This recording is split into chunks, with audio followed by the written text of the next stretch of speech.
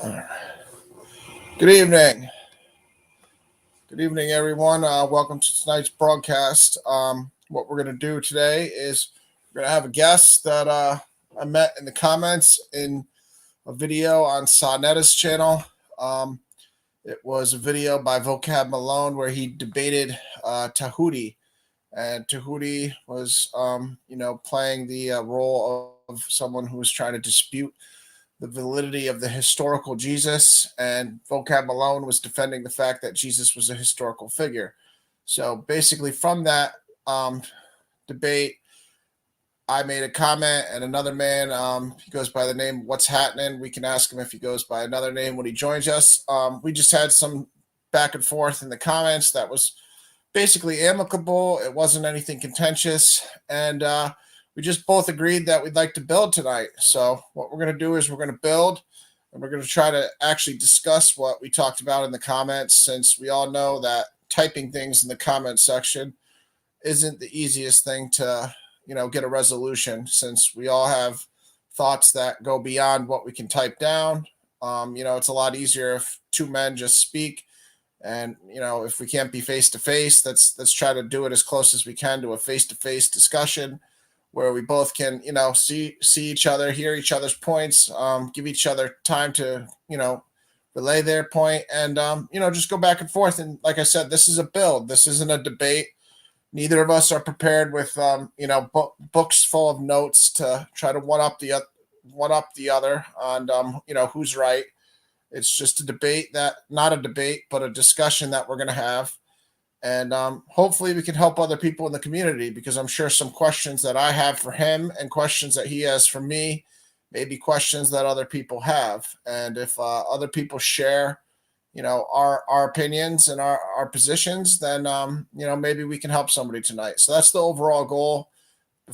Between us, we're going to try to, get closer to God and get closer to the truth. And we'll let him speak for his side of things also. So we'll just wait for him to get going here. But before we get going, I guess I'll say all praise to the God of Abraham, Isaac, and Jacob, and Jesus Christ. So the Father, God of Israel, and Jesus Christ, all praises to them.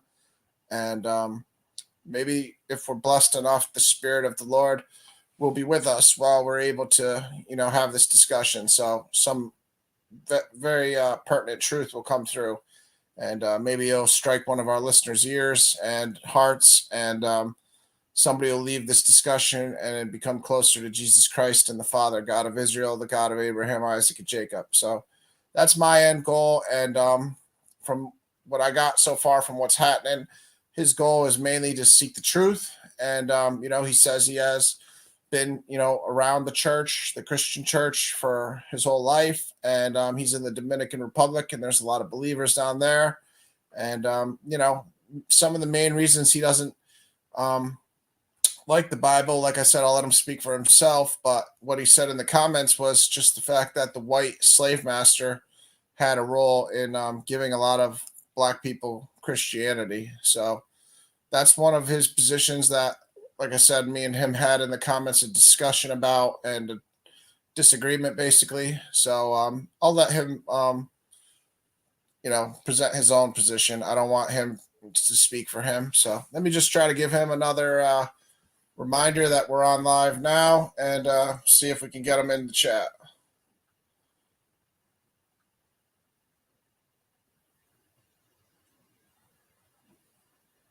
Okay, he said he's trying. Do you see? Yeah, I can't.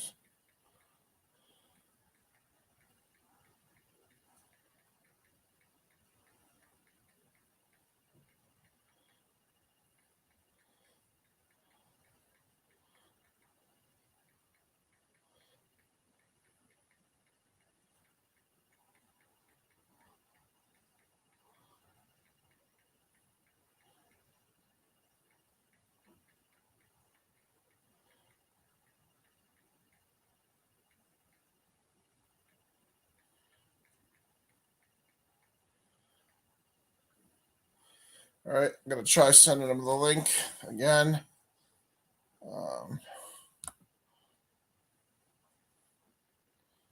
Email it to you.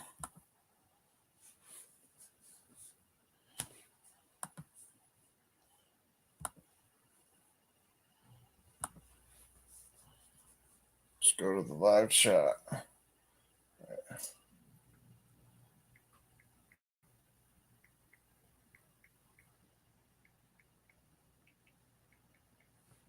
There he is. There he is.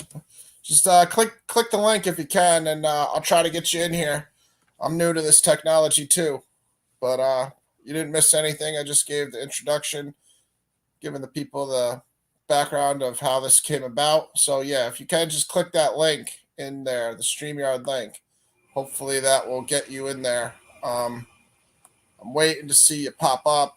I'm new to this technology, so let me know. Just let me know. I'm assuming you clicked the link. I don't see you yet, man. Can you click the link? Or tell me when you click the link in the chat.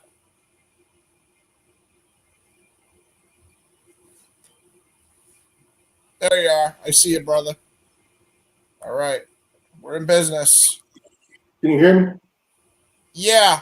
If you want, you can add your video, or you can just stay as you are now. It doesn't really matter. Yeah, I'll keep it like this. All right. Yeah, like I said, did you see any of what I just said in the beginning there, or no? Today or weeks ago? Yeah, just the first 5 minutes of the video here. No, I just got on just now. Just Okay. now.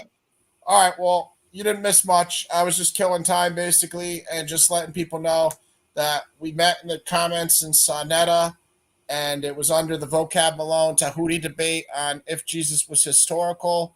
And then we basically just had, a few comments where we went back and forth, and that's what brought us to where we're at. And I told him this is not a debate. Neither of us have a bunch of notes piled up trying to one up the other. This is just a build. And our end goal is just to become closer to God and closer to the truth.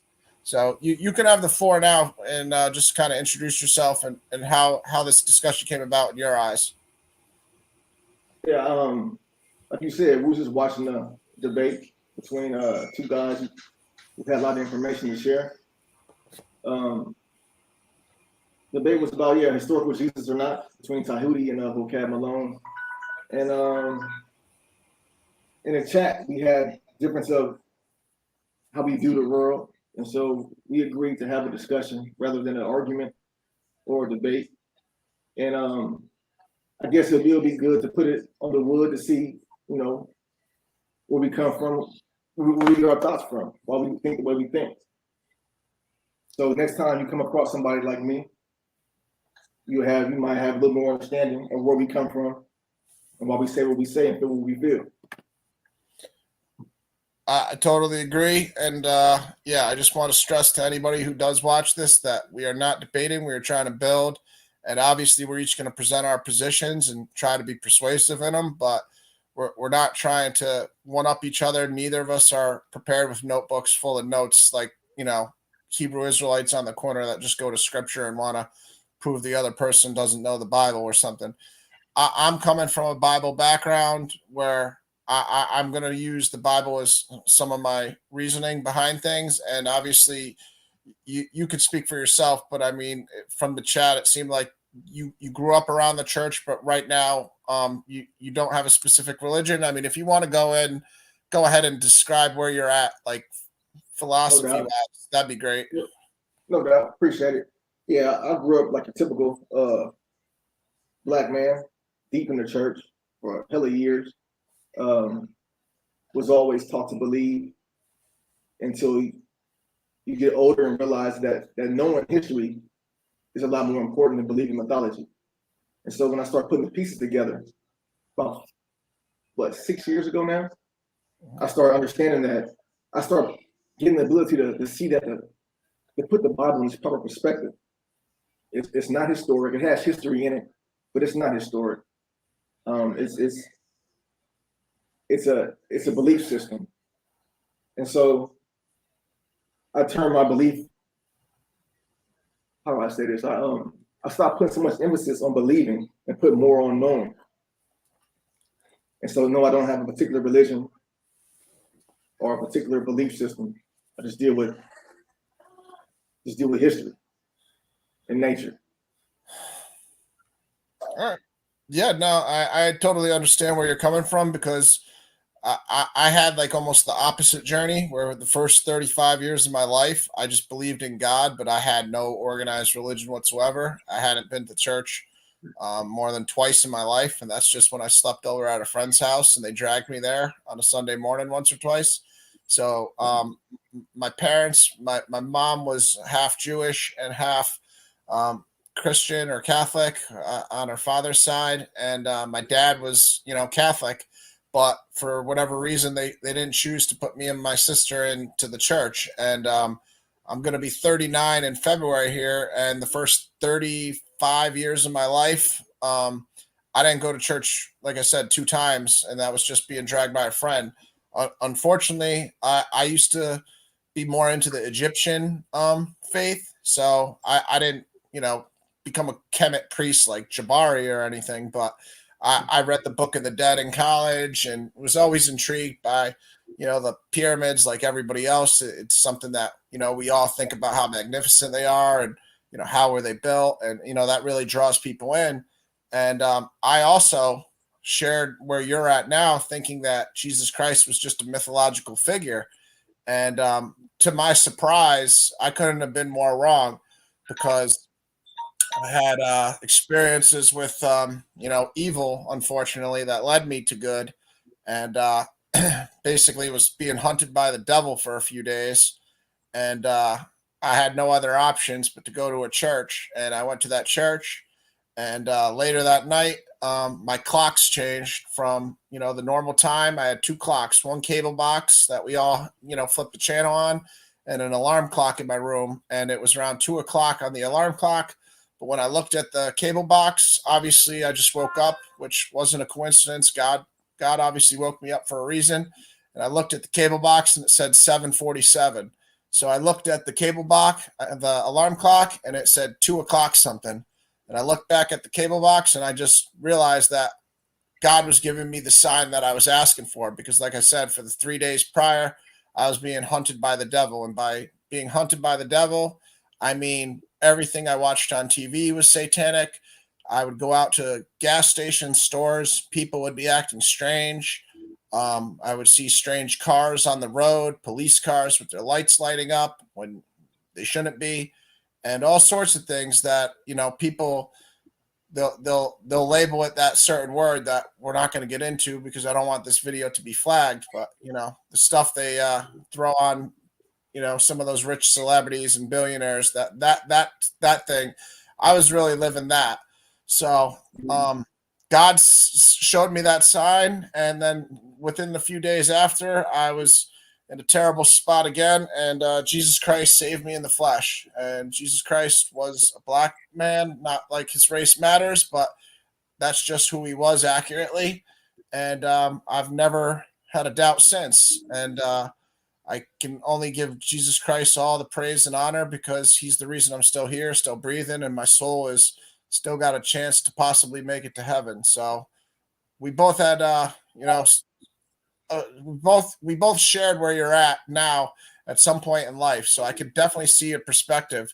And unfortunately, like I said, I'm not prepared to prove the historical Jesus. I think the vocab Malone to Hootie debate did a good job of that, as far as vocab doing that for the Christian side, and to Hootie doing it for the opposing side. But yeah, for me, like I said, I grew up pretty much opposite of you. So it's interesting that we're both here. And you did you ever believe in Jesus Christ or the Father? Yeah, let me give you a rundown. First off, if I had to bet, I would tell I'm good with the consensus. Yeah. I don't have a lot of time to do a lot of scholarship. I'm good with consensus. I feel that Jesus did exist, actually walked the earth. Uh-huh. Yeah, I grew up, man. I've read the Bible cover to cover, man. Remember 9/11? Yep. And them arrows hit the Twin Towers? Yep. At that time, I started reading the Bible cover to cover, like 1 or 2 times a year, for like 15, 16 years. You know, I was devout with mine. I was no saint, you know, but I stayed close to the Bible. You know what I mean? And I had a lot of weird things happen to me. What I would normally do is read the Bible like before work and after work, or before work and before I go to bed. So in the morning and at night. And I remember times where I got that habit, weird things would happen to me. You know, like if I miss reading the Bible a couple of days, so I'm late to work, I have a flat tire or get a ticket, you know, so I always stayed on my ritual, you know what I mean?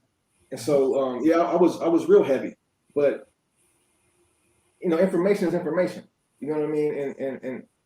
And all you can do pretty much with facts is build concepts off of facts. And so around 2016 is when I started questioning things. And I couldn't get any answers, so I dug up answers on my own. You know, and I came to a lot of new truths that most Christians don't know about in my community, because we're not taught to look at the Bible this way. We're not taught to ask questions, so we just believe, opposed to know. Most of us, we have so many beliefs, but not much knowledge, and that's dangerous. Believing in something that you don't understand, it's dangerous. You know, that's cool that you found a way out of your attacks from Satan. That's to each his own. You know what I mean? But when it comes to the facts and dealing with history, Christianity is another religion in my book. You know, it can help. It depends on the person. It can help free. It can help enslave, and everything in between. It depends on the person. Just like voodoo. Voodoo can help free, and it can put people in a bad situation as well. It depends on the person. But when you talk about facts, and you start in the book of Genesis, ain't no facts. It's all faith. You know, mythology and religion are both accepted through faith and belief. We all believe in God, but we know, like we know 2 + 2 is 4, but we got to believe in God. You know, we got to believe in Allah. We got to believe in Santa Claus. And if you don't believe in regards to mythology or religion, there's always some type of supernatural punishment or reward for those who do believe. If you don't believe in Santa, you will be punished. If you don't believe in this, that's not how history is done. History is not done like that. History is done based off knowledge and knowing facts. You know what I mean? So when I started to develop those concepts and asking Christians to challenge them, and they really couldn't give me anything beyond belief, that allowed me to keep asking more questions and having more concepts. You know, and then seeing the foolishness behind the negativity behind Christianity. You say that it's good for Black people. You say it's salvation for Black people. When I think of salvation, I think of the sun, or oxygen. I think of things that are vital for man to live. And if you look at anything on this planet that is vital for us to live, none of it came to us by man. No man introduced us to oxygen or the sun. But there are millions of people right now who never heard of any Bible character because man has not given them a Bible yet. Does that make sense to you? Yeah, no, I can definitely see where you're coming from. Like I said, I started from that position, so it's interesting. Kind of like I said, our journeys are on opposite directions. Where you started before me in the church, and now you're going to a point where you're questioning things, and I kind of was questioning things, and then I was forced to realize that my only salvation was through God. And Yeah, see, your situation is dealing with personal experience. It's dealing with faith. It's nothing you can tell a judge. I'm not looking at this situation. I got my own personal experience. If I was going through personal experience, I listen to the Hindu talk about Krishna or the Arab talk about Allah. Everybody got personal experiences with different guys they attribute their personal experience to. I'm dealing with facts, you know, just basic facts. And in that field, every religion is man-made. Every religion has a man speaking for God. Every religion deals with a man introducing a deity to the next man. Thor never introduced himself to any Viking. Some man did. No African, no, my aunt never introduced anybody to her. A man did. You would never have known. See, I don't have that much faith in man. Let him speak to me on the path of God. And that's one thing about African people. You know, certain things you can only tell a baby or a slave. You can't tell a healthy grown man about Santa Claus or a talking snake. But if someone's in jail or someone's enslaved or it's a child, then you can kind of give them that dogma. And that dogma is like a cancer. Once you get it at an early age, it's a cancer, because that dogma brings fear, it brings guilt, it kind of it's stuck in you, and you can't develop properly. Your spirit cannot develop properly with guilt and fear. That makes sense to you? Yeah, I mean, in John, I think it's John 1, he says that, perfect love will be absent all fear. I mean, we all know that in the biblical terms, the fear of the Lord is the beginning of wisdom. After that comes understanding. But yeah, in John 1, when you finally can get to that point where you're one with God, you're just in perfect love. And just to go from, where you're at to where I'm at, I think what I used to do when I was doubting the Bible is I used to always rely on science myself. And then when I started to realize how much science was in the Bible, also just by things I had seen, supernatural things I have seen, I started to realize that we also miss a lot of what's in the Bible, especially since we're reading it 2,000 years later. No And doubt. we're, No we're, doubt. we're basing our translations on, the best we can get from, who gave it to Let us. me cut in real quick too, because Sure. I think the Bible would be a lot different if we weren't getting preached the way we get preached to.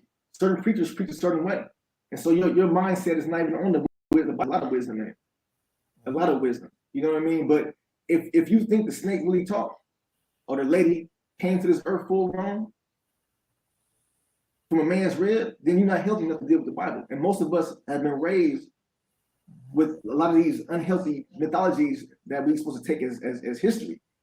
So we can't even really focus on the wisdom healthily. And then also when we take these mythologies, it kind of blocks us out of nature.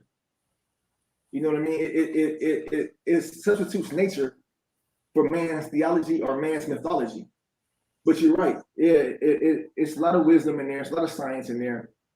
But it's a lot of science in a lot of books. There's a lot of science in the pyramids. There's a lot of science. There's a lot of science in airplanes that can take you from one part of the world to the next within hours. Man has done a lot of great things that you really can attribute to any God that man has introduced to you. So yeah, I can concede or agree that there's science, there's wisdom, and there's history in there. But it's not a book of science. It's not a historic book. It's some foolishness in there too.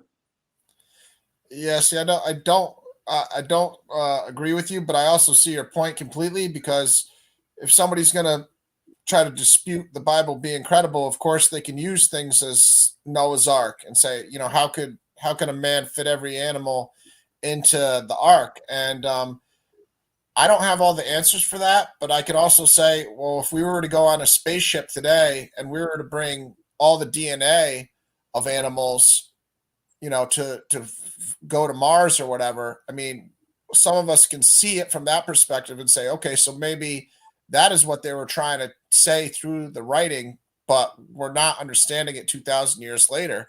We're thinking that they literally mean they're putting giraffes and elephants in the ark, when maybe what is supposed to be being read is the DNA of every animal is in the ark. And those are obviously parts of the Bible that if you want to use that to discount the Bible, you have a decent position, because you're putting somebody like myself who's trying to defend the Bible in a tough spot, because none of us have seen a talking snake. So for us to say that snakes can talk would be, us saying we've seen, saying something's possible that we haven't seen. But at the same time, through my life experiences and all the supernatural things that I've experienced, I can tell you there's a lot of things that I've seen that I didn't think were possible, that not only are possible, but exist. And if we want to be honest with ourselves, because there's a lot of scientists that have the position you have. People, I don't know if you're familiar with them, if you ever get into them on YouTube, but they're really famous atheists. Like they do a lot of debates against Christianity. Sam Harris, Neil deGrasse Tyson. He says he doesn't believe in God because we all know Neil deGrasse Tyson, the physics guy, the NASA guy. Richard Dawkins. There's a few other ones that are really well known, but also a guy named Christopher Hitchens. But also, what I realize is when you look into those people's lives, there's usually something in their lives that has really turned them off from religion. So, like you were saying earlier, man can really misuse religion, and that's 100% true. So, for instance, I could look at people that are speaking against gay people and telling gay people you're going to burn in hell because God says homosexuality is detestable to him, which he does say. But at the same time, God also tells us not to call our brother a fool. Jesus says, don't even call your brother a fool. Don't look lustfully at a woman that's married. So we're all guilty of all these sins. So why people who are in the church single out the part that says, gay people are going to hell, and then they turn a gay person against God, that's misusing the word of God, and that's misusing the church. So I think a lot of people that end up in the position you're in that started out in the church but then get turned off have been around a lot of people that are throwing stones when they shouldn't. They're acting holier than thou. They're threatening people that they're going to go to hell for doing certain things, and that's a terrible thing because none of us should speak for what God is going to do because God's mercy is beyond anything we can imagine. Like I said, when I got saved by Jesus Christ in the flesh, and I don't expect you to believe me when I say this because I don't even know how to, if somebody else said it, I would look at them the same way you're going to look at me and say, that guy's full of it. It's not in the Bible that Jesus Christ is going to save this guy in 2019 or whatever. But, everything that happens isn't written in the Bible, as we know. The Bible's written and then life goes on. So everything that Jesus Christ does and is going to do isn't written in the Bible. Jesus Christ is with us right now in the spirit and in the flesh in times of need. But yeah, like I was going to say, I don't expect you to believe me because that's just my own account. But I kind of got lost in my thought there. That's all right. Let me yeah, go ahead.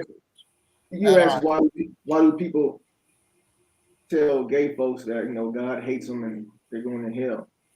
Anytime you have a God that cannot speak for himself, people will say whatever they want to say on behalf of that God. See, we trust man so much. When man tells us his written word is the word of God, we believe him. And so we come up allowing men to speak to us on behalf of God. So when people figure that out, that gives them the right to speak to other folks on behalf of God.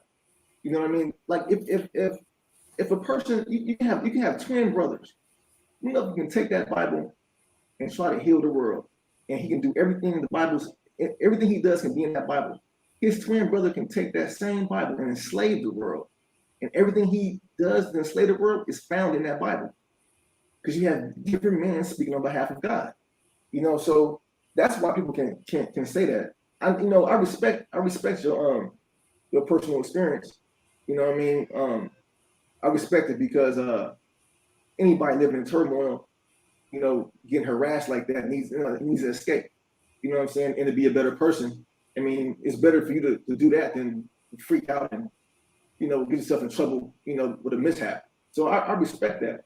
But where I'm coming from, I don't have no demons chasing me. I don't have no nightmares of demons, none of that shit going on in my life. So I'm able to just deal with the facts. You know what I mean? And so some people go through that and they deal with Allah, and Allah gives them out. Some folks deal with my aunt, and she get them out. You know what I mean? So I respect all those. But in dealing with the facts, you can't tell no judge under that. No judge is going to honor that. And that's what I'm dealing with. I'm dealing with the facts because, see, I got 30-some years of being lied to and believing opinions, taking people's personal experiences, taking like what kind of God would be that simple to where a man can speak for him? So I'm letting people speak to me on behalf of God through the 80s and the 90s. You follow me? So now I'm just dealing with facts. And we deal, baby, am I too loud? When I deal with facts, I find out there's a lot of facts out there that cut the middleman out. And for me, it gets me closer to truth. It gets me closer to clarity. It gives me a better diet. It allows me to sleep better. So I have my own personal experiences, but the reason why people say crazy things, you know, they can speak for a God that never speaks for himself. If you want to know what Jesus said, you got to read what some Greek said that Mark said that Jesus said. You know what I mean? That's too many middlemen for me. Not when the Son came to me for free with no middleman. Not when oxygen. If oxygen can find its way to me, if the Son can find its way to me, why need the mysterious Greek author to speak on behalf of Mark about Jesus to me? You understand what I'm saying? Anything that's important or like a necessity for man to survive, it's made by the Creator, not by man. If the Bible disappeared right now, all the animals on the planet would be fine. Life will go on. But if that sun disappears, you know what I mean? Salvation is gone. And that's the kind of results you get that you get when you deal with facts. You just deal with the facts. Take the emotion, take the fear, take all that shit, and just deal with the facts. And you know, and then to understand how important the sun is, or how important gravity is, or how important oxygen is, to know that Black people got that shit for free. And it does so much we can't live without it. We got it for free. But we had to go through slavery to get a God that don't do nothing, who can't even speak for himself. Yes. See, that is one of the things that prompted this discussion in the comments is, you know, like we already talked about, like you said, one brother can take the Bible and heal the world, and the other brother can take the Bible and enslave the world. So that's a perfect example of, you can't really blame, you know, you can't dismiss Christianity just because there were some evil slave masters that went to the verses in the New Testament where Paul said, but if you look at if you do this, man, when you get some time, you got a good head on your shoulders. You got a lot of patience, so I appreciate it. But do this when you get some time. Look at all the old flood myths that predate Noah, right? Look at Gilgamesh. Look at Altahassis, whatever his name. Look at the Greek flood myth. All these guys got mad and they drowned the whole world. You know what I mean? And then one guy survives, his family survives, and republic the earth. And then Noah comes out. But understand that Noah is one of the newer flood stories. But it's the only flood story where it's a Black baby being born into slavery. Gilgamesh don't have no Black babies being born into slavery. Into the Zeus. But Noah does. Noah's flood story does. If you look at the tribes, you look at the people that come from Ham in the Old Testament. Look at how they're always either severely cursed or severely punished or cursed. You got Canaan, that's one. He was already slated for slavery before he was born. He was born a slave, or his descendants was. That's one son from Ham. You got Mizraim, that's Egypt. We already know what happened with Moses. People still celebrate the death of Black babies when they celebrate the Passover. Then you got Ethiopia. Ethiopia is from Cush, I believe. They talk about Ethiopia being pretty or attractive, but at the end of the day, Ethiopia was supposed to be wiped out or slaughtered and humiliated with their ass hanging out. Mm-hmm. You got Nimrod. Nimrod is I think a grandson of Cush or I forget, but he's somewhere on the Ham side. He's the reason why we got different languages. I mean, all these myths are created, in my opinion, to justify the treatment of Black people in Africa, because I don't see nothing happening too bad to Japheth's line.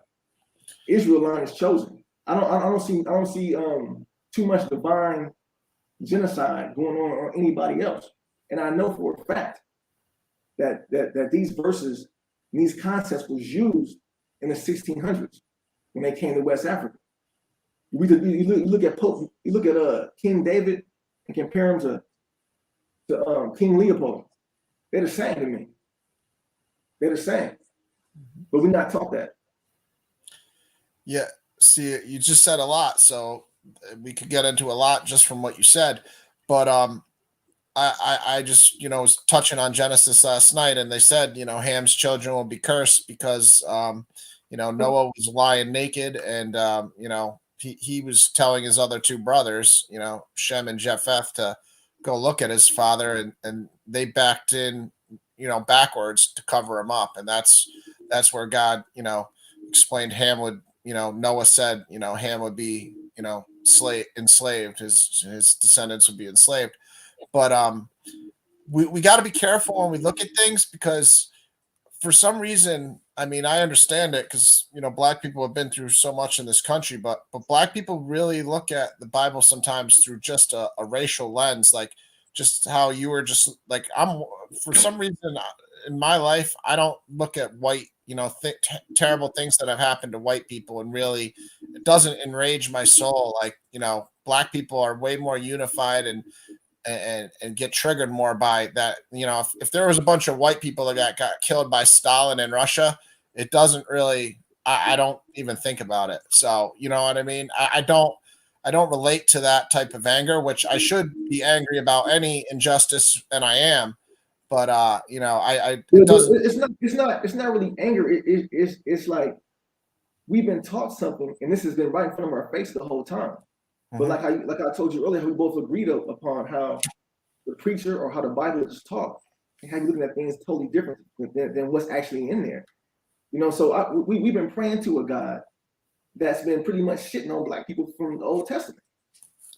And if you look at Africa, go ahead. Oh no, I was going to say, I didn't want to interrupt you, but I was just going to say I don't agree with that, and Tell me why.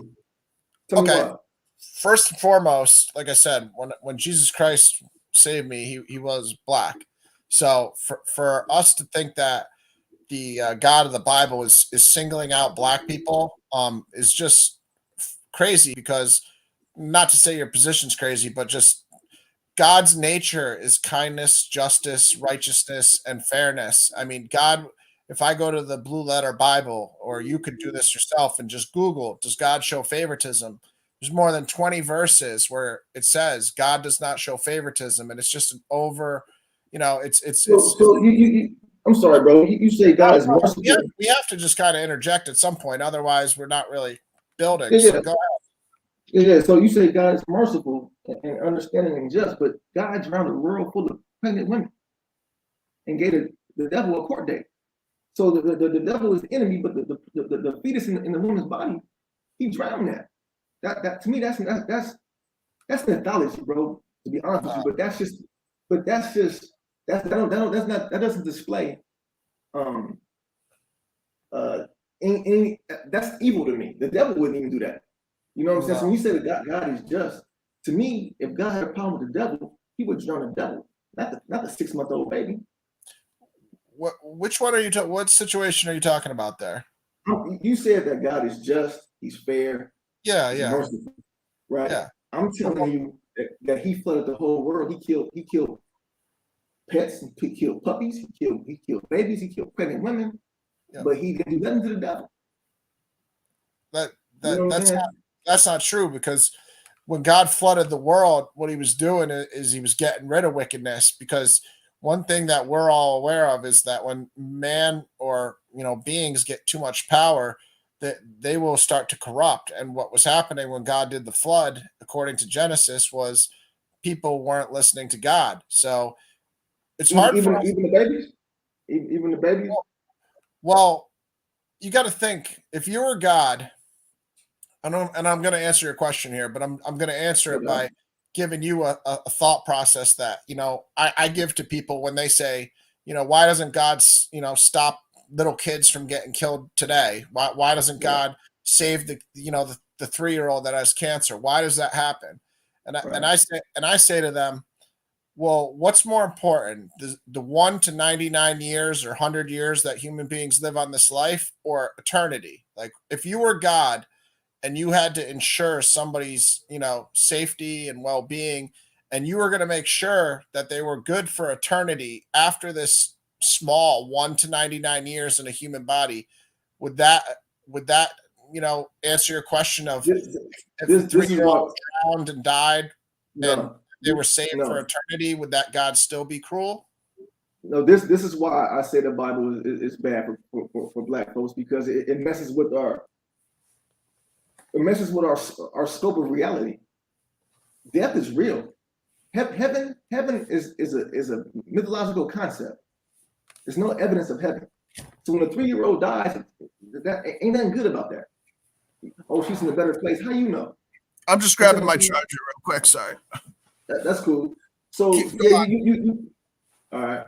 Let me know. No, go on. I'm just grabbing the charger. Go on. Oh, so you can't compare real life death for an unseen heaven. You can't. You a lot of my people are happy for slavery because we had real slavery, so now we get a chance at an unseen heaven.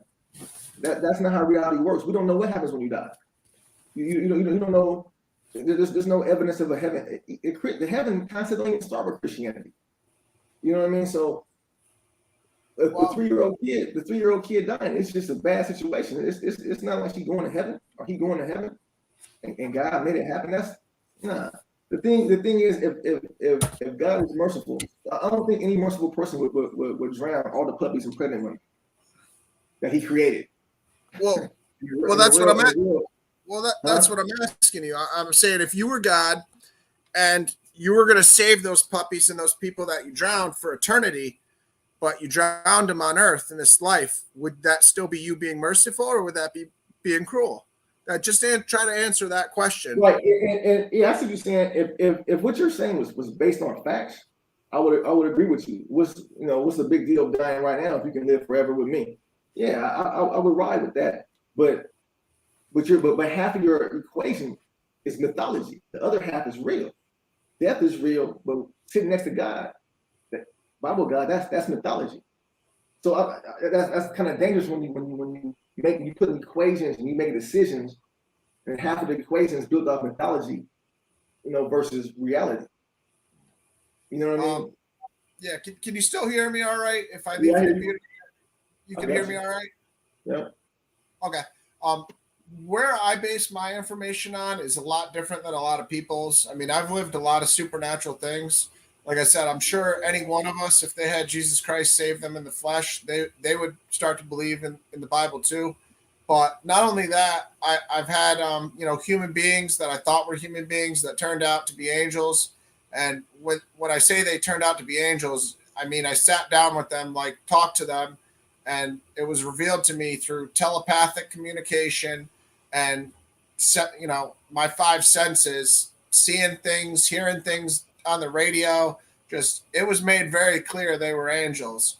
So I've had a very strange, unorthodox, supernatural life, and not only that, I should have died last year when again I fell into a pit of evil, and I've seen what you say is not a certain thing, which is heaven. I've seen it, and I haven't seen it as far as I can describe it all, but when God was trying to save me, I was in I was in a parking lot in a temple, which is the Jewish church, the temple, and I was running from evil again, of course, because that's a bad habit I have in my life. Is I like to stumble into being hunted by the devil for whatever reason. I got some bad friends, and I guess I don't stay away from sin when God warns me. But yeah, I saw infinite numbers and light, and like the only way I can kind of describe it is like I was sitting in my car looking through my windshield, and there was a light, but from that light was coming the infinite numbers, and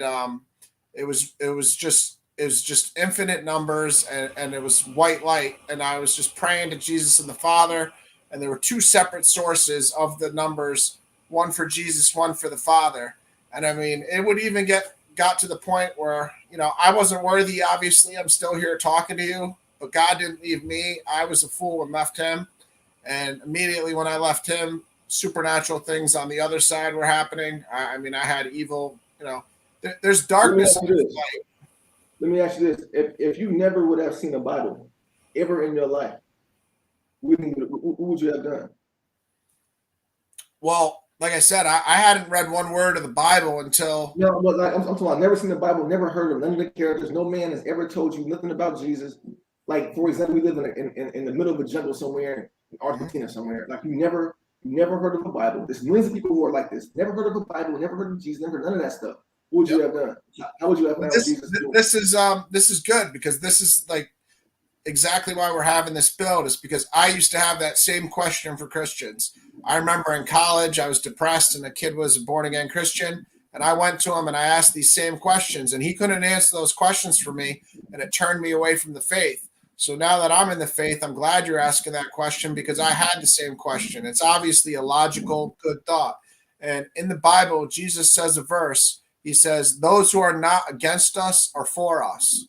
And that is the answer for the people that never heard of Jesus Christ, that lived righteous lives, that didn't do evil, didn't sin. Jesus Christ says in the Bible, those who are not against us are for us. And that is like the only reason I was saved, because I hadn't practiced Christianity at all. The one thing I was willing to do was, when I was under pressure from the devil, is I was willing to die and not betray Jesus Christ. So I guess it was God's grace, but I also at least had that going for me, that I was not against God. So those people that are in the jungle, that some Christians will sit here and lie to you and tell you, oh, those people are condemned because they never found Jesus. Those people are liars. Those people are blasphemizing. Those people aren't quoting you the verse that I just quoted you, where Jesus Christ said, those who are not against us are for us. Yeah, but so how would you have found Jesus during Well, your time of trouble, time of need, if you were having these supernatural experiences or whatever you was going through, and you was one of them jungle dudes who never seen a Bible, never heard of any character in the Bible, what would you have done? well, I mean, what you're asking is just kind of, what people like, that lived in China, or what are they supposed to do, basically? I mean, I kind of understand your question in that manner. Is like, are you asking me, like, are the people that are in the rainforest just doomed, or are No, you I'm just saying like I'm saying so when you had your moment of need, when you was getting persecuted or getting sweated by yeah, evil spirits, if yeah. this happened to you and you lived in the Congo somewhere, never seen a Bible, never seen or heard any about any Bible character, but you was getting sweated by these evil entities, what would you have done? I'd be How, praying to God. how, I how mean, would I how don't would know you have? what I would call it, but I would be praying to God, obviously. And I think that's something people take for granted, is they neglect evil. It seems like you're not in that position. It seems like you've talked to enough people, or you in your own life have at least experienced enough to know that, like you were talking about voodoo earlier, like evil is also a real thing. I think people forget about that. People want to make the devil, like even Sonetta says it a lot, like Polite used to say spook God, and act like the devil isn't real either, but the devil's real too. I mean, I don't know. We both probably listen to, I don't know, it sounds like you're from the States, but I grew up on a lot of rap music, but I don't know. When Prodigy says, not only is it inside the songs that we sing, everything is real, not just a song that we sing, from my life to the paper, very accurately, give you all my twos, so maybe you could three. I don't know. You probably heard that verse before, where, Illuminati want my mind, soul, and my body, right? Yeah. That's some heavy music. They used to spit back then. Yeah, I'm from the States, man. I'm from the other side of the country than where you at. So, I'm from so when you hear LA. that verse and you're a young kid like I was, you don't know what that verse means. But No, they was heavy. They're same age though. They was as heavy.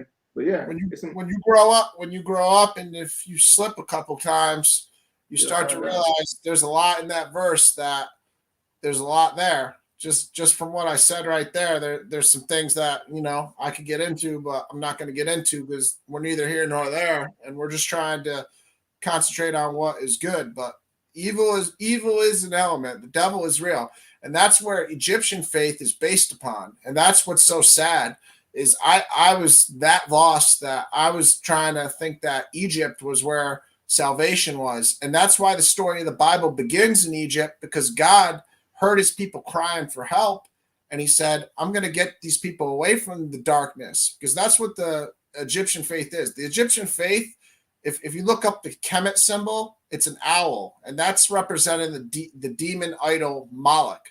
That's what the Egyptian faith is. And people like Jabari, they're blindly worshiping evil, and they're getting into the myths with like Ma'at and all this. But really, when you just base the fact that the symbol for Kemet is that owl, that's an evil demon, and it has power to do evil things. Like the Israelites in the Bible, they used to sacrifice their children to it and burn their children. And it's the same owl that you'll see in the Bohemian Grove nowadays. So I don't know if you've ever seen on Joe Rogan, but when Alex Jones went to the Bohemian Grove and all these rich white politicians go, it's in California, and they had a mock child sacrifice going on before an evil owl. That's the demon idol Moloch, and that's what the symbol for Egypt's faith Kemet is. It's an owl. Yeah, I'm not really concerned with anybody's faith. I do respect concepts, the actual concepts of Ma'at. But like believing into deities, that they existed or they had some kind of if Tupac would have wrote the 42 Confessions of Ma'at, I would still rock with that. Or if Donald Trump would have wrote that, I would rock with anybody. I would rock with the literature that Ma'at represents, no matter who wrote it. Yeah. But as far as me talking to her or putting any kind of power behind her, no, it's the concept. I'm not really big on any God that I learned from through man is not worthy of my divinity. If the God couldn't introduce himself to me without man, then I feel like it's man talking for that God. If and he talked about worship. Can you tell me anywhere in nature do you see the concept of worship? Any of the animals that do it? Anywhere, like where is worship at in nature? Well, animals. Huh? No, go ahead. I mean, if you want me to point to how can I or you understand? I mean, human beings are arrogant in what we think we know about animals. I mean, the intelligence of certain animals is definitely close to equivalent to human beings. I mean, if you look at dolphins, whales, dolphins have similar sized brains. They use their auditory cortex different than us. So dolphins can turn sound into visionary. They can see sound, and they can turn visionary things into sound. So that shows you how deep the dolphins' minds are. But then there's elephants. They have brains that are bigger than ours. They can stomp on the ground, and they can communicate with each other for miles away just through shock waves. How you know all this shit, dude? This is just random YouTube wormholes. We all do the random YouTube sometimes, and I'm not a scientist or biologist, but I watched a couple animal documentaries on YouTube before, and I've picked this up. So let me ask you, when do you see animals or anything worship anything? Well, what I was getting at is the smarter animals like whales and elephants, you will see them mourn their dead. And you'll see animals like dolphins like help human beings sometimes when they're in trouble, or animals like a dog fell in the ocean and a dolphin helped it. So, I mean, we can't obviously understand what the thought process is beyond what we can analyze scientifically, which is very limited.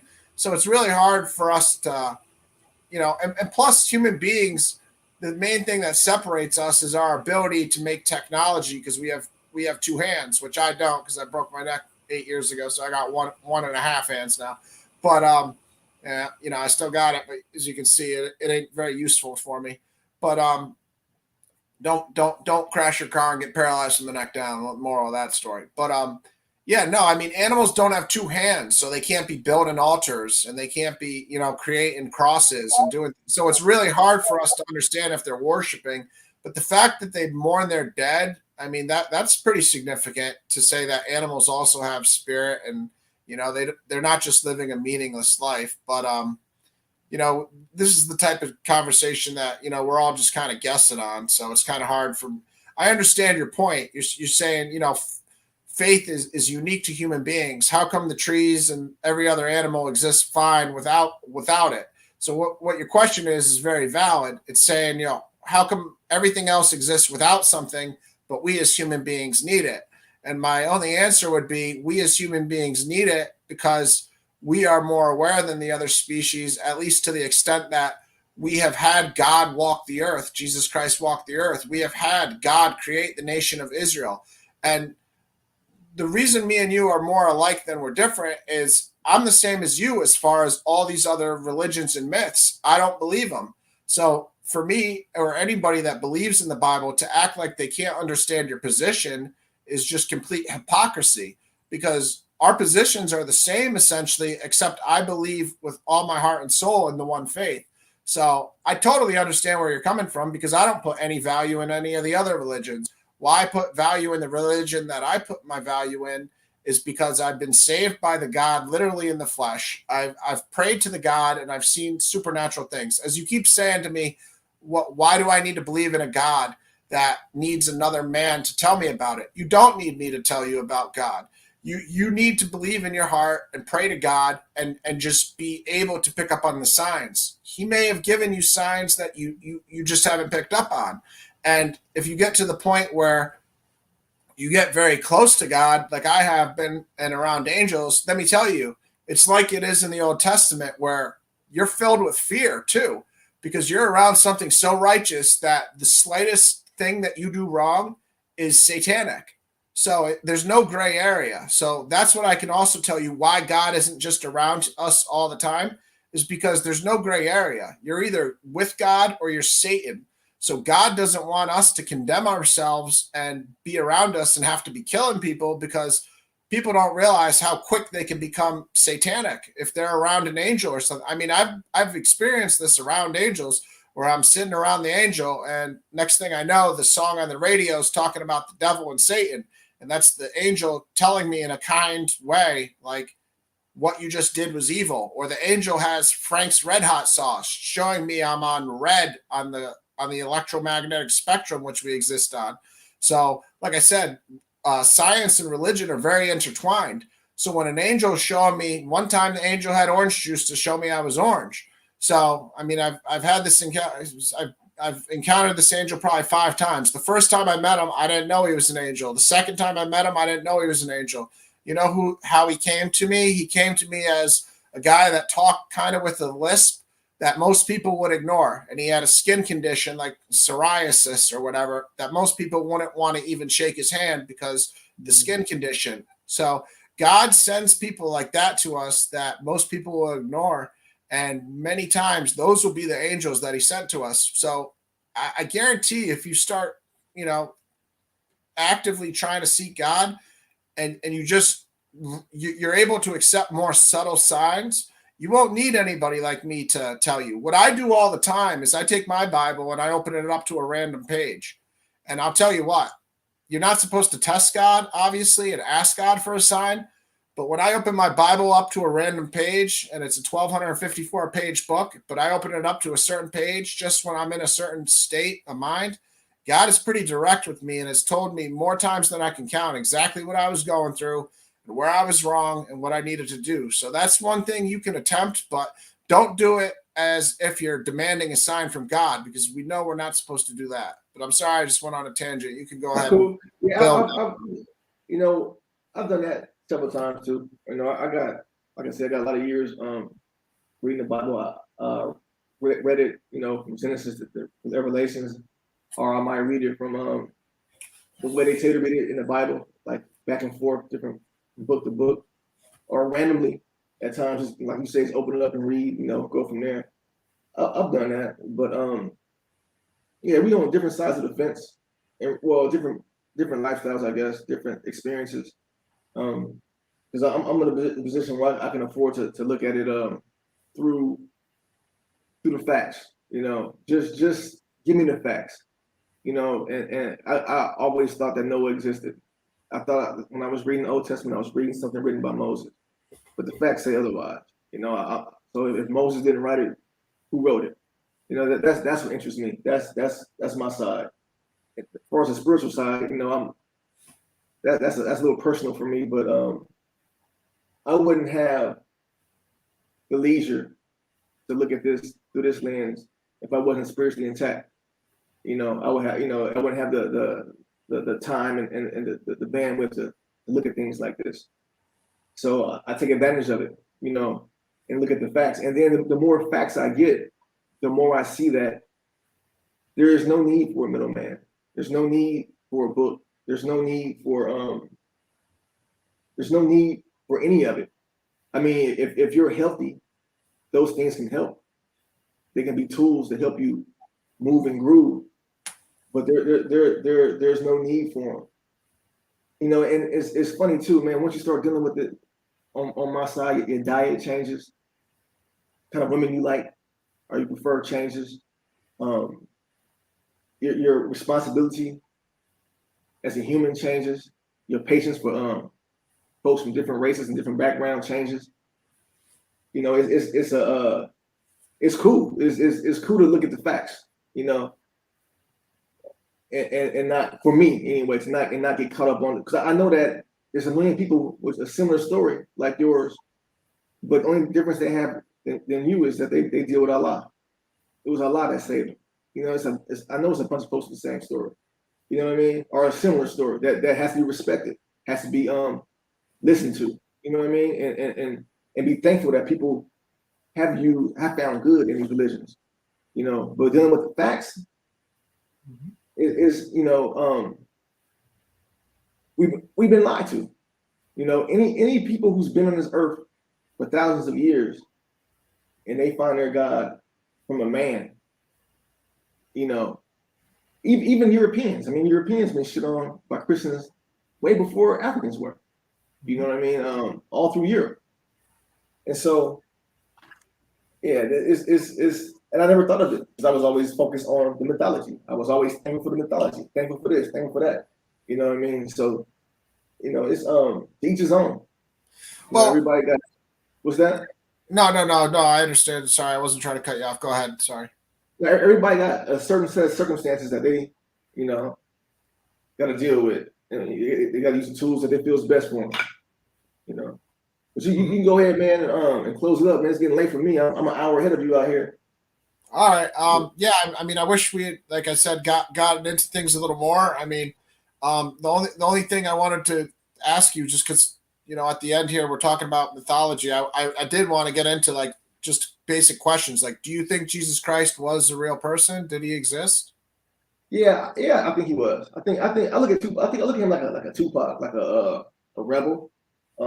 Maybe between Tupac and Malcolm, maybe, possibly.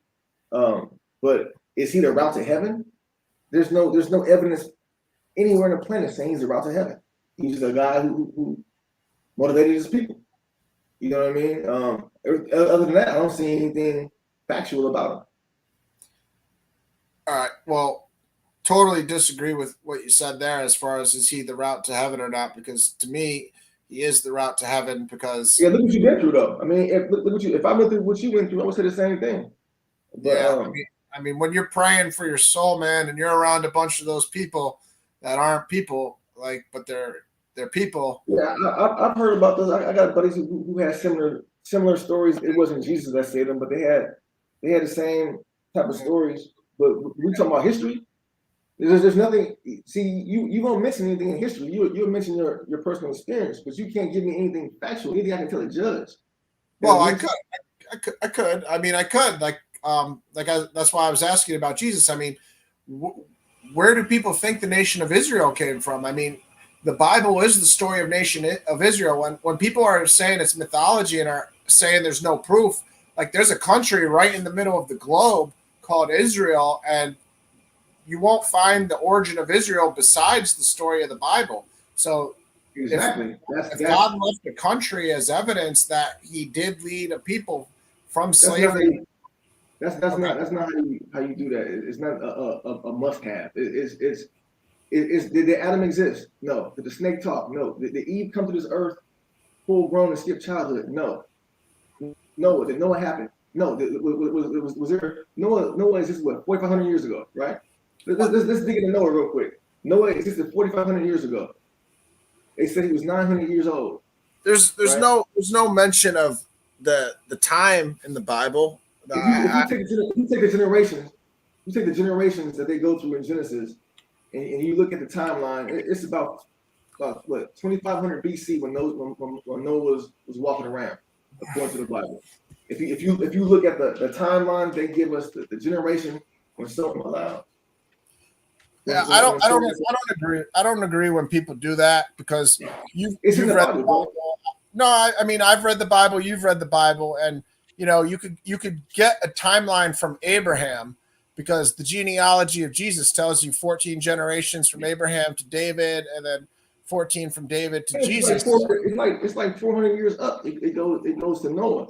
But see, one thing about it, if you're talking about history and Noah is a historic person, you can't do once upon a time. History deals with a place and time. And we're talking about facts and history. See, mythology is taken off belief. Once upon a time, Santa Claus did this or whatever. But history is a time. The time is no camera. It's a time and place. You know what I mean? So if you tell me Noah's history, you gotta give me the time and place, a ballpark figure. You know what I'm saying? You know what I mean? And so when Adam had his youngest son Seth, he's like 120, 130 years old, and from that time, from that generation, in those lifespans, it's about 1,000 years after Adam that Noah hits the scene. And when Noah dies, I think 400, 500 years later is Abraham.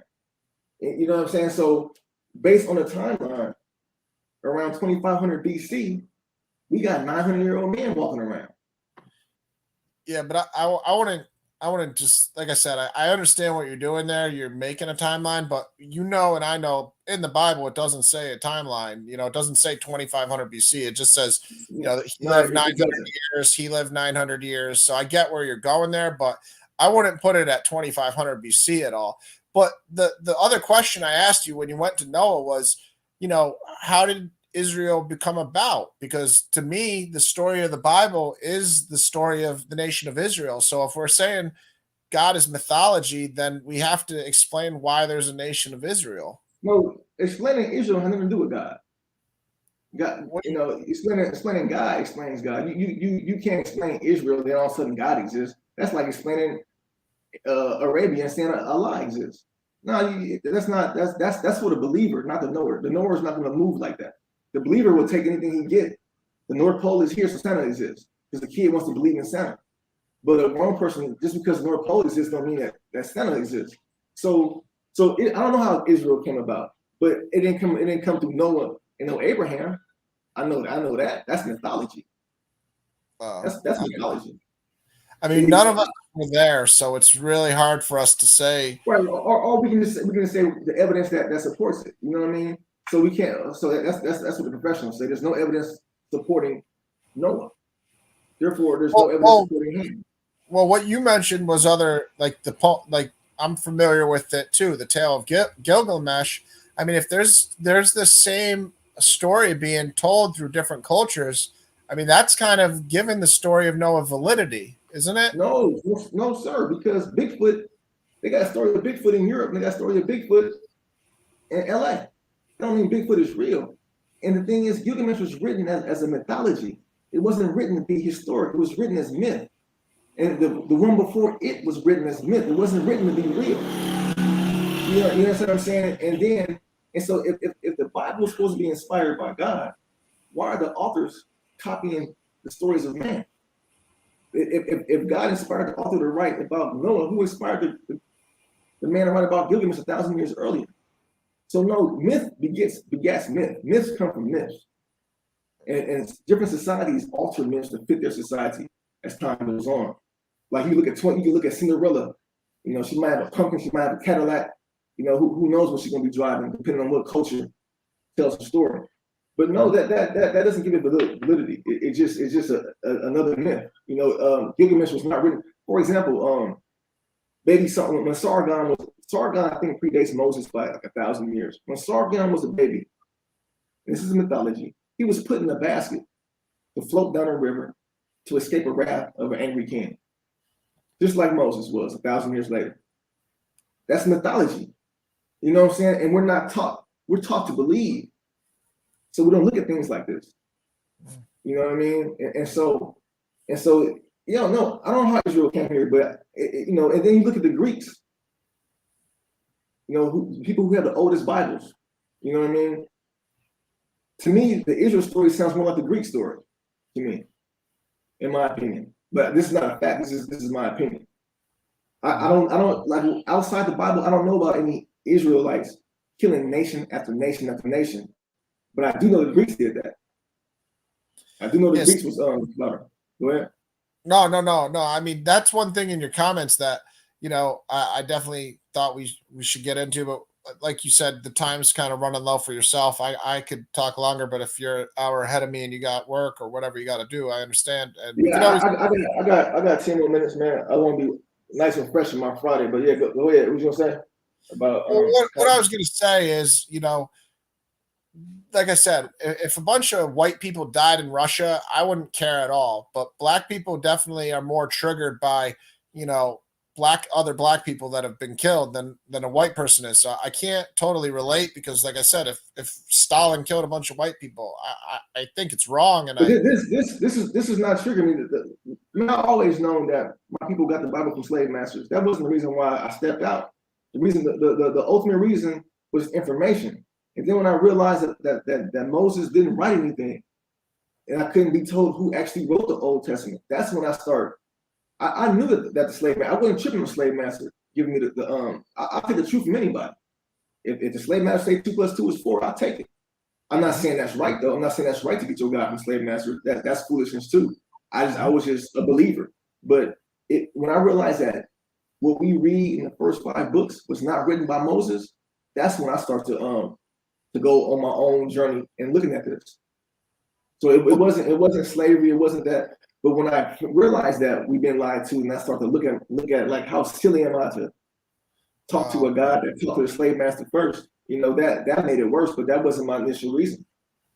No, I mean, I don't know who gave you the information that Moses didn't write the first 5 books, because to me, as a believer, Moses wrote the first 5 books, and as a believer, yeah, I can't believe it. But what do you know? How old is the oldest Bible? Moses was here at 1300 BC. So you have to give me a Bible that's 1300 BC. If you can't give me a Bible during the time of Moses, then he didn't write it. No, that's not exactly true though, because think about this: if you told your kids everything that happened in your life, and then you died, and then your kids wrote everything you told them, does that mean they're not writing your words? No, that's what I'm saying. The kid wrote it. You know what I'm saying? There's look. They said Moses lived at 1300 BC, right? The oldest Bible we have is like Old Testament is like 300 BC. It's 1,000 years after Moses, right? So obviously Moses didn't write it. And the oldest we have that's complete, we have fragments, but the oldest completed Bible we have, Old Testament, is in Greek. Moses didn't speak Greek. But you know what I'm saying? So yeah, but I think you got to realize your logic isn't perfect, because we all know, like the Library of Alexandria, tons of books got destroyed and burned. So how do you know Moses hadn't already written the Bible? No, but we don't. But what I'm saying is we don't have it, because we don't have anything from this time. It's like, how can we say Moses wrote something when we don't have any copies of? We don't have anything from this time. Nothing. Well, that's what I mean. If those books, I hear your point, but you should hear my point too. If somebody just say they had Moses's book, and then they wrote the Bible in 300 BC or whatever, and then they destroyed Moses's version for whatever reason, the king that was in power didn't believe in the God of Israel. So of course things like that are going to happen, right? I mean, if I'm a king and I don't believe in the God of Israel, and I have my own idol fake gods, aren't I going to destroy Moses's writings? That kind of play that you just made, that's for the mind of the believer. But at the end of the day, that's logic. That's facts. That's the logical and factual mind. Yeah, you're making an excuse to keep believing. What if the bad king? No, the fact of the matter is, the human being that put the pen on the paper was not Moses. That's the human. That's at the end of the day. Okay, I hear that point, but you got to also realize, from the time Moses wrote it, other people are going to also write that book down, right? Hey, show it to me. Don't tell me about it. Show me where it's at. Well, show me where it's at. All that if they might have did this. Yeah, that's for the believer. At the end of the day, where's the literature at?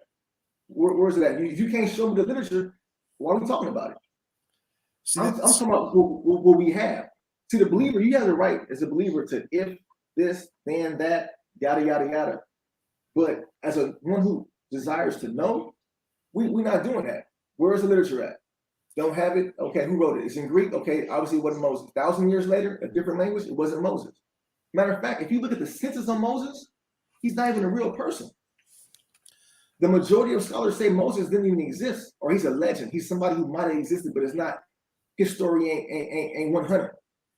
You know what I'm saying? So to be on the fringe is to think that Moses existed. So it's not like I'm by myself with this. This is just basic process, a basic process. Yeah, I hear you. Like you, in a court of law, the burden you're asking, a reasonable doubt, you could probably get, dismissal of the court case by what you're saying. There's not enough evidence, Your Honor, and this is blind belief. But if you also look at it from what I'm saying, is when there's It other, makes sense. It makes sense. yeah, there's other rulers in power that have other gods. How can your burden of proof really be for a document from 4,000 years ago to last till year one? Of course, Well, other people are going to write it down. Of course, somebody the might. Bible, the Bible, the Bible says that Moses was learned in all the ways of the Egyptian, right? Yeah. If Moses existed, he would be a new Egyptian. He would be newer than he'd be newer than a lot of Egyptians. If Moses was learned in all the ways of the Egyptians, he should have his stuff here because the Egyptians knew how to preserve their writings. They said Moses was learning all the ways. So if the Christians came down and shot off noses and broke unks, and the Arabs and tore up Egypt, but their stuff is still here. Moses, so it's no excuse. Even if you're saying it's true, it's still not here. It's like, so the believer has a route to Moses. The believer can say, if this, then this, evil king get this. That's what the believer can do to get to Moses so he can keep his belief. But as far as the facts, you're not reading nothing Moses wrote. Yeah, but you really just made my point. I mean, if you think about Egypt, they say the Great Pyramids used to be covered in limestone. The Sphinx used to have a nose. I mean, we know what human beings do when they take over a country or a territory. They destroy everything and they build their own stuff. I mean, that's just how human beings work. So I just would, like I said, don't close the door. Don't have such a heavy burden, and don't think it's just blind belief where I'm closing my eyes and saying, this is just a superstition of mine. Like I'm trying that's disrespectful, man. You've been through a lot. You got to do what you got to do to be healthy and righteous. And the world needs folks to do what they got to do to be righteous. It's better than being angry, depressed, and being a vessel for some evil, a vessel for somebody to walk out and do some crazy shit. So I respect it, but I'm just talking about the facts. I was told that Moses wrote what I was reading, and that's not a fact. That's fake. That's false. That's not true. But it's really no one said you're reading something that Moses might have wrote. If the angry king did this and that, no, they said Moses wrote this. This is what Moses wrote, and that's what I believe. Now, and then when I ask preachers about it, they would give me the runaround, and then they'll finally be like, "No," you know what I mean? And then, or they'll say, "Go to hell and find out," stuff like that. But then when I realized that's evil. Yeah. When I realized, but it's all good. That's a natural reaction when you question somebody's belief. So I'm cool with it. But when I find out he didn't write it, man, me and my nephew stayed up all night trying to find the original Bible. We all was raised thinking there's an original Bible somewhere. You know what I mean? And so we realize there's no original Bible. The Bible's been channeled, all the other stuff, and then you start finding out that stories are copied. The Greeks had a garden and a big snake before Christianity. Pandora opened up a box of sin or a box of evil before Eve. You look at Gilgamesh before Noah, Zeus, a flood. You look at Zeus getting girls pregnant, having babies, and the baby's saving the people. The baby got to hide for a couple of years. The baby saves the people. Then the baby goes to the underworld for a couple of days and comes back as a hero, as a divine hero. You start seeing all these similarities. You listen to Greek mythology that predates Christianity. You start seeing a pattern here. You know what I mean? And it just frees you once you realize. Well, personally, it frees me. I think it frees a lot of my people who are similar like me. When you see that the manufacturer, manufacturing of the Bible, or where the concepts come from. Well, like I said, I'm not going to sit here and tell you you're doomed for hell like that preacher did, because that was evil of him. And Yeah. as long as you do the two rules of the Bible that Jesus said were the most important commandments, love God with all your heart, soul, and mind, and love thy neighbor like thyself, you're fulfilling the entire. But hell is not a goal for me. Heaven is not a goal for me. It's nothing. It's like, it's as a healthy adult, or as one who's not in the faith. There's no evidence of a concept of hell anywhere. There is, though. If you have ever lived supernatural things, you'll realize that there is a concept of hell. There's nothing you can tell a judge in a court of law about hell.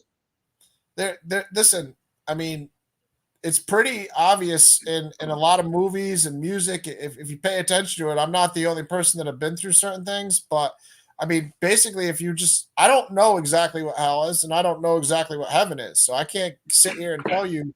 I'm just guessing as much as you are as far as what I know. What I do know is in the Bible, if you go to Blue Letter Bible and you type in light, you'll see an overwhelming theme that God is light. God is light over and over again. Even in Genesis, God created light. He said, let there be light, because he saw that the light was good, and he separated light and darkness.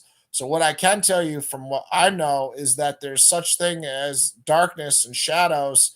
And it's like when God says in the Bible where people will be groping around like people without eyes in the darkness. And that's why if people are But familiar with the Greeks said the same thing. The Greeks had the same concept. Yeah, but that also doesn't dismiss things either. Like if another culture, if you fall in love with a girl and you write a girl a love poem, you're in love with that girl, and then the guy next door falls in love with a girl and writes a love poem, it doesn't really disprove the fact that you fell in love with another girl. Like, so I mean, that's kind of a very vague example I gave, but you can't use that as logic, to dismiss something. So why not believe? So when Greeks, when they wrote about this stuff, we all know it's mythology. So why are we not believing in Hades? Well, in the Bible, I mean, there's the Greeks use the term Hades when Lazarus, the story of Lazarus, is told.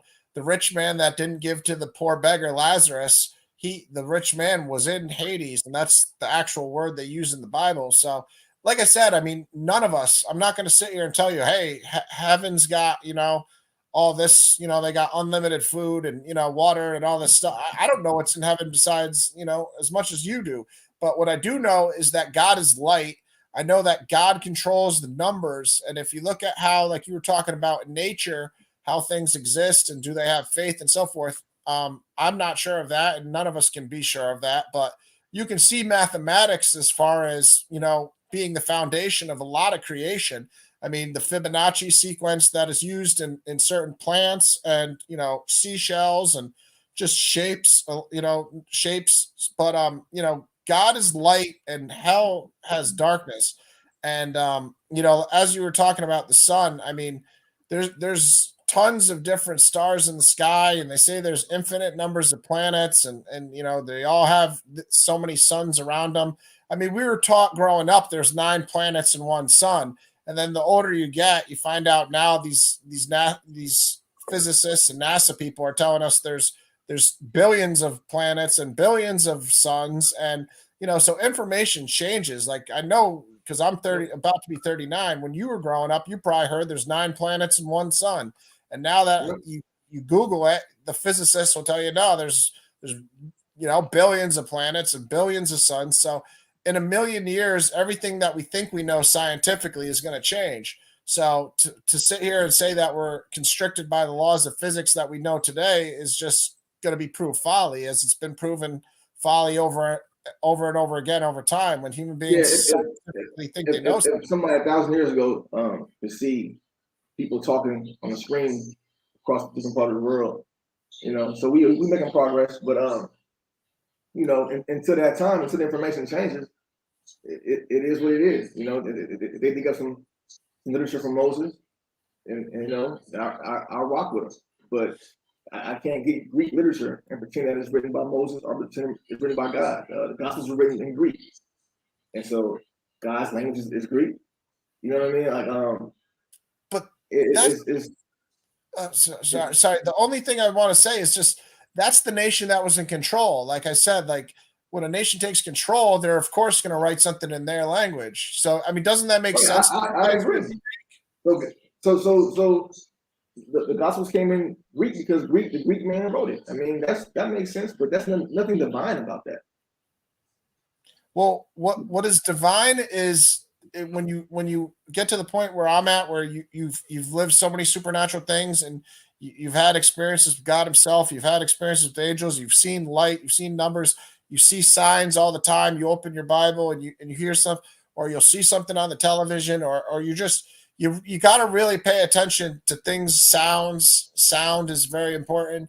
You got to pay attention. I mean, the devil uses sound a lot, so you got to be careful with sound too, because the devil, like I said, he's in darkness, and as we know, when you're in darkness, the only way you can communicate is sound, because you can't see because there's no light. So devil definitely is in sound a lot, but when you start picking up more subtle signs and you become a true believer like me, you really, and I'm not saying I've found a truth that you know I'm better than you, and no, I've lived a terrible life at times, and I've been forced to have found faith in the most dire situations, and I'm blessed that God has saved somebody that didn't even, amazing grace, a wretch like me that didn't even worship Him his whole life, and just lived a sexually immoral and criminal, and just smoking weed, doing all sorts, stealing, all sorts of stuff, all sorts of sins.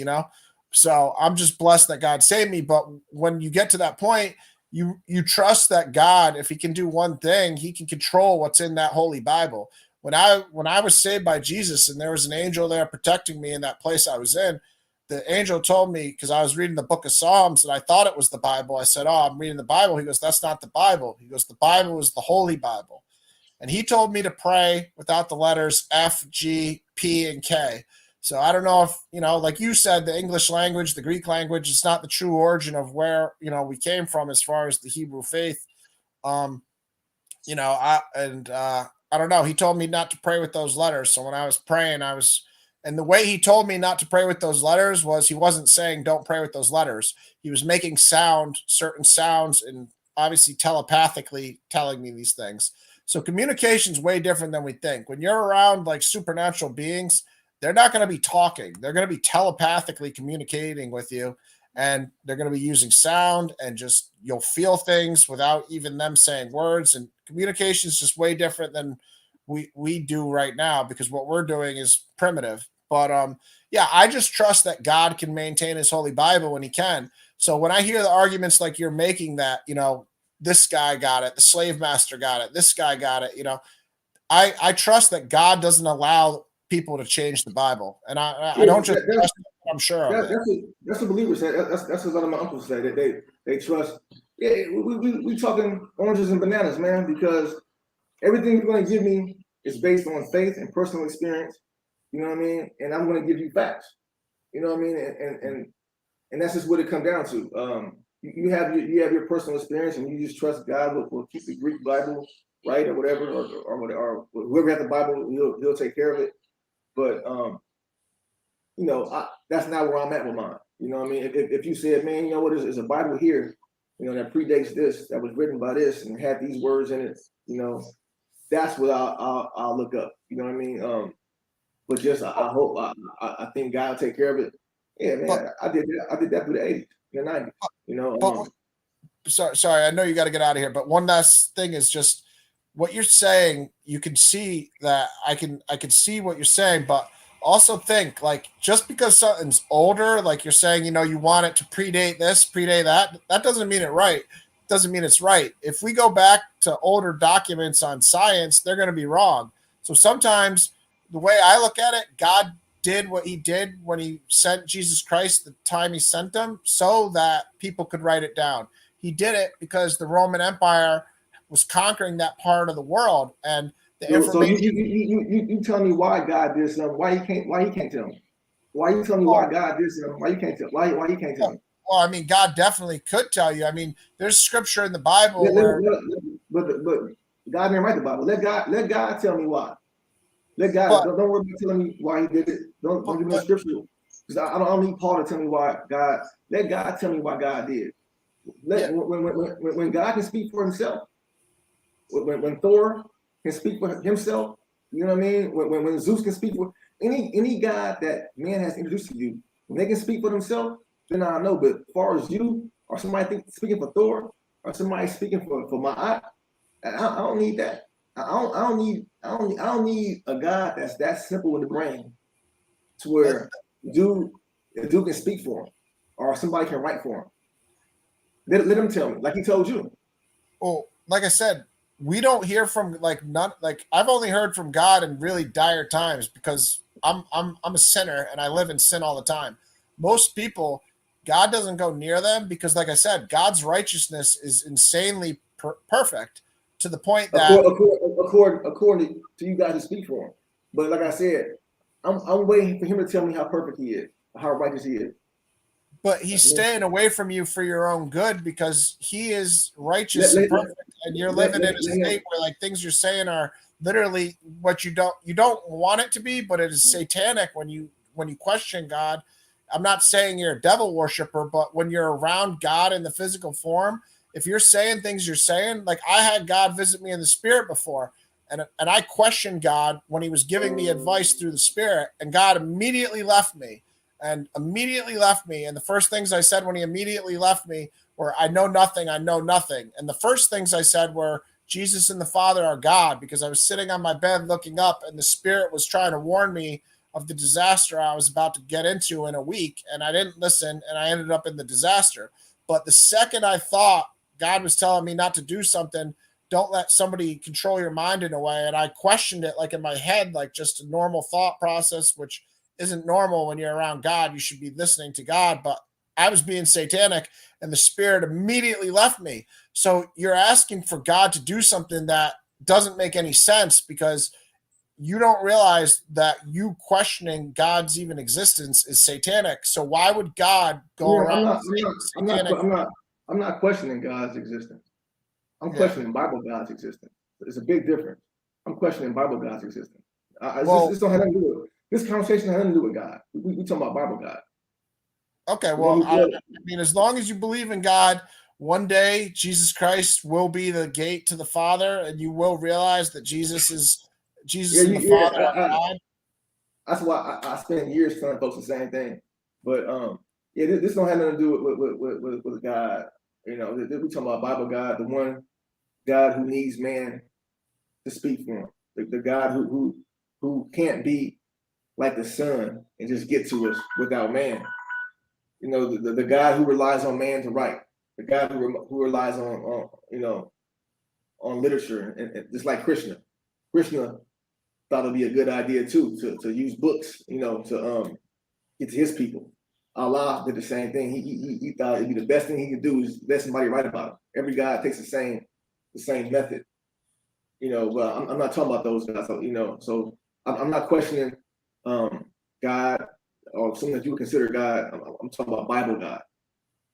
And to me, Bible God is the one who's the true God of Bible God is the one who speaks for God. Because you know, if you want to know what Paul said, you read what Paul wrote. But if you want to know what Jesus said, you gotta read what's, you know, you gotta go three middlemen. You know what I'm saying? So, but look, man, it's you Yeah, got your yeah, journey, bro. we'll go in circles because of where we're at with our positions. If You you ever got it. want to have another conversation, we definitely can. And you know, I wasn't at the end there trying to diminish your belief in No, God it's at all all. good, bro. No, you've What you been through a just lot. said You is never where I got was you my whole got life. It's where I was yeah. my whole life, my friend. Is I just believed in God, and to God, that shows that God has already imprinted His ways on your heart. So don't doubt that you're doing that because not everybody believes that. I grew up thinking the same thing. If I kill somebody, there's going to be a consequence by God. Not everybody grew up thinking that. So the fact that you still have that in your heart, my friend, means God, the Father, and Jesus are still with you. So don't doubt that. What you're doing is you're giving yourself, you know, too many obstacles, in my opinion. And I wish we could talk about it more. Maybe we can in the future, but you know, don't let what man has done wrong, you know, the slavery and everything else, pervert what God has done right. And you know, just do those two commandments, and you're fine. So you know, love God with all your heart, soul, and mind, and you know, love thy neighbor like thyself. And it sounds like you're doing those, but hopefully one day, I'll be more prepared. Maybe I can write out, like I said, I didn't really prepare for this, like giving you as much factual, tangible evidence as I can. And I understand you not wanting to put too much weight in my firsthand experience because I would be skeptical and doubtful of somebody saying the same thing. And like you said, people have done it for other religions, so it is what it is. But God bless you, man, and I hope we can maybe build again in the future, and I hope the Yeah, best for you. all right, bro. Have a good weekend, man. Peace and All love, right, bro. peace and Appreciate love. you. God bless. Later.